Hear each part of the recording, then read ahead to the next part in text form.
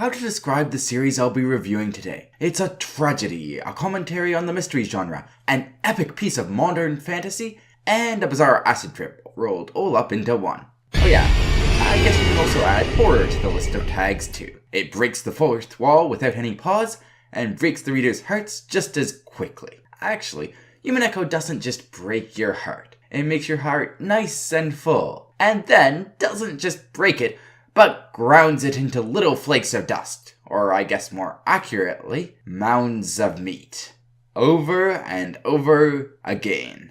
This story is unlike any other visual novel I've ever read, or heck, any other story I've ever read, period.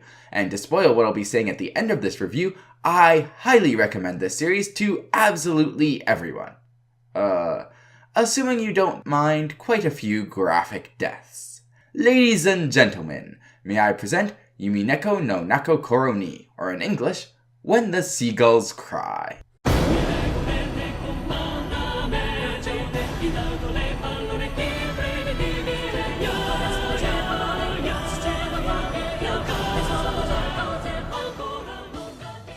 So Umineko is the type of story where at the start you don't really have any clue as to what exactly is going on, and discovering that is one of the biggest joys of reading it.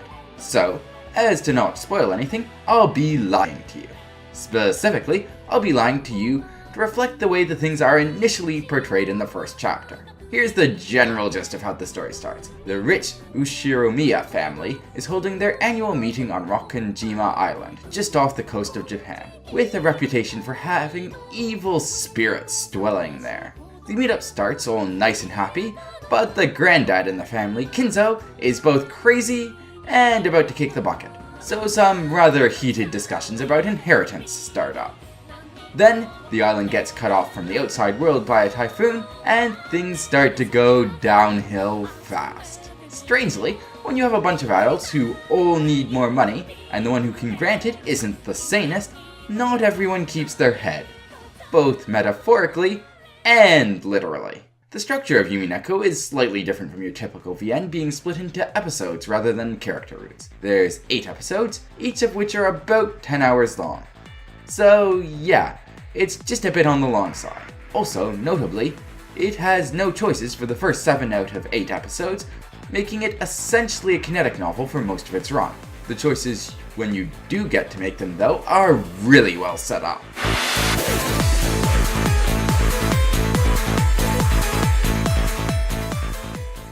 There's a huge cast in Umineko, and amazingly, almost all of them get a fair amount of development and backstory. None of the main characters are one-dimensional. All of the ones that I hated at the start I came to empathize with, and some of the ones I quite liked at the start started to scare me. The best example of this is Maria, the youngest of the Ushiromiyas. I loathed her at the start of the story with a holy passion as I watched her go back and forth between being a whiny brat and a grinning psycho without appearing to have a single shred of empathy. To be quite frank, I was rooting for her to get killed off. However, later on in the story, when I found out about her backstory, I nearly cried. I don't think I've ever had my assessment of a character reversed so thoroughly. And this type of thing isn't just true for Maria. Most of all the characters here have more layers than an onion, and given that this whole Vienna is just about 100 hours long, there's plenty of time taken to peel back every layer. It would take far too long to give a proper introduction to the characters, so here's a couple 3-word summaries. Kinzo, senile and scary. Beatrice, burn the witch. Shannon, sweet but klutzy. George, Mr. Nice Guy. Jessica, the energetic tomboy. Battler, the detective protagonist. And I'll cut it off there. Yeah, in all seriousness, though I could easily spend this entire video just talking about one of the characters and still not do them justice.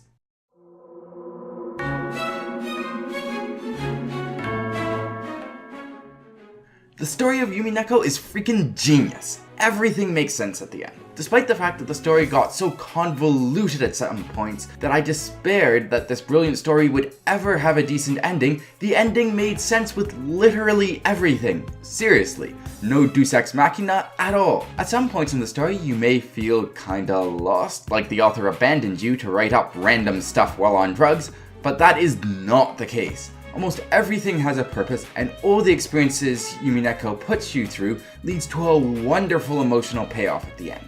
Everything is solvable with the evidence you are presented with. Nothing comes out of nowhere. Even aside from the mystery though, there's a lot to sell this story.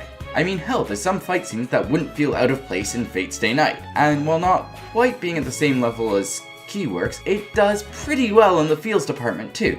As I was reading it, I felt I needed to know what happened next, not only because I wanted to solve the mystery, but also because I cared about the characters, and I couldn't wait to see what the next crazy shenanigans would be. Incidentally, I would also kill to see Ufotable animate at least one of the fight scenes later in this story. Oh, there's also some pretty hilarious meta references, so yeah, the story does well in the humor department too. Finally, just listen for a second.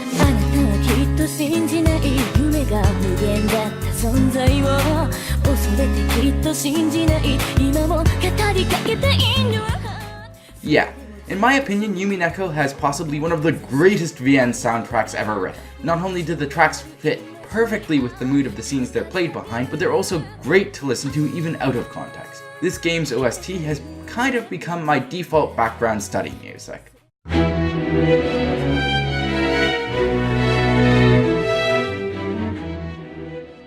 The original art for Umineko is ugly. Like, worse than most amateur VN art ugly. The Steam version has updated character images, but not for all the characters, and the backgrounds are still just real-life pictures put through some filters. Also, there's no voice acting. Yes, I know there's also a PS3/PSP version of this game which fixes those problems, but to the best of my knowledge, those aren't available legally in English, so the criticism stands. So yeah, while the story and music are great, the other aspects of presentation let Umineko down just a bit. Also, while there are no graphic images, the descriptions of gore can be kind of gratuitous. I bring this up specifically as I have one friend who dropped the series because he kind of liked being able to sleep at night. It wasn't an issue for me, but if you think hearing about characters getting ground up into a pile of meat might give you nightmares, then this might not be the series for you.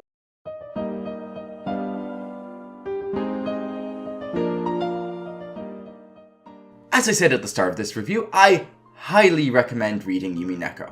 In all seriousness, even if you go through a couple of sleepless months with nightmares from it, it's still well worth reading. It could easily just be a solid mystery, a modern fantasy, or even a romance if you removed all the other parts, but put everything together and it is a masterpiece. It took me 92 hours to read through this entire thing, and I don't regret a single one. So yeah, go read Umineko. Anyways, if you've already read Umineko and are looking for something similar to read, well, you're out of luck, because I really don't think there's anything that quite compares. You could try Higurashi, which is by the same people, but at the time of this recording, only 5 out of 8 chapters for that are released on Steam. Swansong is also another option if you happen to be a fan of, shall we say, the darker parts of Umineko. Anyways, that concludes my review. Thank you for listening, and I hope you enjoyed it. Cheers! And seriously, go read Umineko now!